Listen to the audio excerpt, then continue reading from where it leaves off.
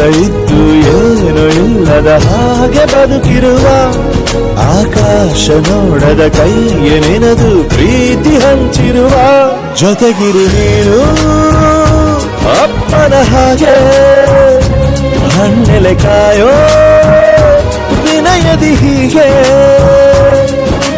ನಿನ್ನನು ಪಡೆದ ನಾವು ಪುನೀತ ಬಾಳು ನಗು ನಗುತ್ತಾ ಬೊಂಬೆ ಹೇಳುತ್ತೈತೆ ಮತ್ತೆ ಹೇಳುತ್ತೈತೆ ನೀನೇ ರಾಜಕುಮಾರ.